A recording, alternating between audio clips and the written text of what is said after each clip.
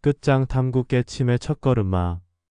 인류는 눈으로 보이는 것이 전부인 줄로 착각하게 프로그램되어 있고 자신의 고정된 오온의 감각과 의식에 사로잡혀 있다.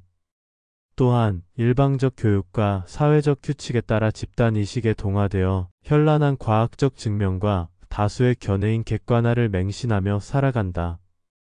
나아가 생존이라는 문제에 맞닥뜨리면 선과 악의 분별보다는 자신에게 유리한 쪽으로 무조건 결정하는 것에 익숙해졌다. 이런 속에서 깨침이란 불가능해 보이고 설령 수행자의 길을 가더라도 주변의 야유와 무책임하다는 소리를 듣는 것도 사실이다. 이 세상에는 생존 경쟁에만 몰두는 하는 사람이 대부분이고 긍정적 마음으로 어떻게든 경제적으로 더욱 나은 삶을 살아가려고 애쓴다. 즉 먹고 살아가는 문제가 가장 큰 화두이며 그 이외에 달리 깨침의 길을 갈 수 없게 시스템화되어 있다. 따라서 한 인간으로 이 세상을 살아가면서 가장 중요한 문제인 존재에 대해 의심을 하는 사람은 거의 없다. 그러나 깨우치기 열악한 환경 속에서도 자신의 고정관념의 틀을 부수는 가장 좋은 방법이 수행자의 길에 첫 발을 디디는 것이다.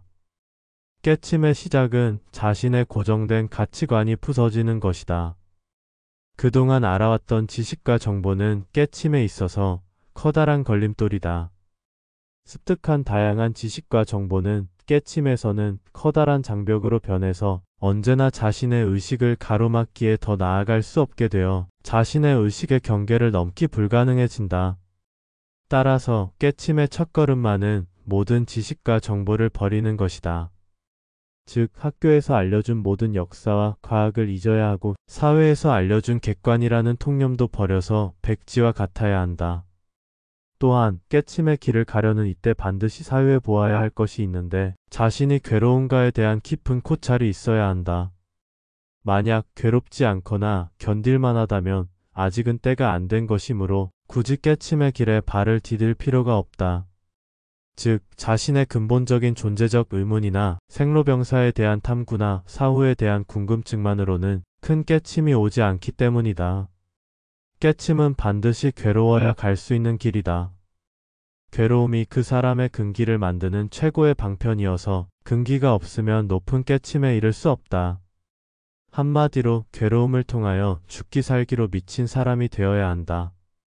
그래서 예로부터 제자로 삼을 때에는 지식 혹은 턱성보다는 근기가 있는 자를 최고로 친 것이다. 근기가 뛰어난 사람은 깨침의 길을 안 갈래야 안 갈 수 없다. 그런 근기는 하루아침에 만들어지는 것이 아니라 오랜 전생의 수행을 통하여 시스템적으로 오류를 일으켜 고통을 낳기 때문이다. 즉 괴로움은 근기를 만들고 근기는 전생의 수행이며 다시 아이로 태어나면 괴롭고 그래서 근기는 더욱 만들어지는 순환이다. 이런 근기가 출중하면 사회 시스템에 도전적이며 매사에 분석적이고 합리성을 추구하며 정의감이 강해서 약자의 편에 선다. 나아가 근기가 무르익으면 마침내 자비로워져 깨침의 길을 가게 된다. 오늘날에도 근기가 뛰어난 사람은 덜어 있다. 그러나 사회에서 제공하는 다양한 지식과 정보들이 그들을 큰 깨침의 길로 못 가게 막는다. 눈으로 볼 수 있는 것은 누구나 다 아는 사실이다. 이 길은 눈에는 안 보이고 감추어져 숨겨진 진리를 탐구하는 길이다. 즉, 이 길을 간다는 것 자체는 시스템에 매이지 않는 길이며 객관으로부터 자유로워지는 길이다. 주관이 객관이며 객관이 주관이 된다.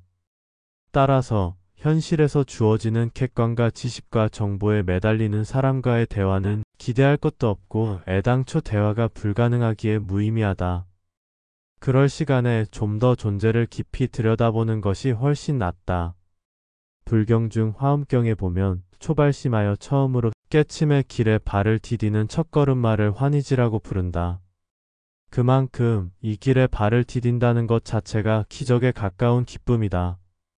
부조리한 세상에 태어나 억지로 자신에게 긍정의 최면을 걸어가면서 하루하루를 살아가는 사람들을 존경한다. 존재 시스템 자체가 유지 확장이기에 긍정심이 창조의 원동력이다. 그렇게 살기를 원한다면 그렇게 하면 된다. 반면 태생적으로 부정적이며 의심이 많은 사람은 항상 괴로움과 함께한다. 이들은 긍정의 최면을 걸지도 않고 부정적 생각과 홀로 맞선다. 악하여서 부정적인 사고를 갖는다고 생각하는 사람은 어리석은 자이다. 실제로 있는 그대로를 냉철하게 분별해서 보기에 부정적으로 보는 것이다. 이렇게 의심이 많고 부정적인 사람이 바로 깨침의 길을 간다. 이들이 나중에는 불성도 알고 무한 긍정심도 생기고 대자비심도 저절로 우러나오고 보살행도 실천하는 것이다. 마치 컴퓨터를 리셋하여 재포맷하듯이 이 길의 첫걸음은 자신이 알고 있는 모든 지식과 정보를 삭제하는 일이다. 이 길을 가기 전에 치명적인 몇 가지 요소를 깊이 사유할 필요가 있다. 첫째는 욕정을 깊이 사유해보는 것이다. 욕정은 유리망치로 못을 박는 것과 같음을 잊으면 안 된다. 둘째는 탐욕을 깊이 사유해보는 것이다. 탐욕은 유리 그릇에 끓는 쇳물을 붓는 것과 같음을 잊으면 안 된다. 셋째는 번뇌를 깊이 사유해보는 것이다. 번뇌는 항아리에 벌레가 가득한 것과 같음을 잊으면 안 된다. 이 세 가지 욕정과 탐욕과 번뇌를 깊이 관하고 이처럼 본다면 깨침의 첫걸음마에 한결 수월할 것이다. 요즘 같은 시대에는 꼭 승려가 되려고 할 것이 아니라 제가자의 길이 훨씬 깨치기 좋은 환경이다. 습관과 타성에 젖으면 의식의 경계를 넘기 힘들다. 빡빡한 속세 속에서 이리저리 치이면서 오는 깨침이 더 자신에게 사실이 된다. 깨침의 첫걸음마에서 제일 먼저 해야 할 일은 틈틈이 불경을 읽는 일이다. 어린 나이에 스스로 극단 선택을 하는 것은 어리석으며 어떻게든지 살아남아서 깨침의 길에 첫걸음마를 하면 보이지 않던 세계도 보게 될 것이며 전혀 다른 삶을 살아가게 될 것이다. 깨침은 멀리 있는 것이 아니며 항상 깨어 있어야 한다. 당신이 예수이고 붓다다.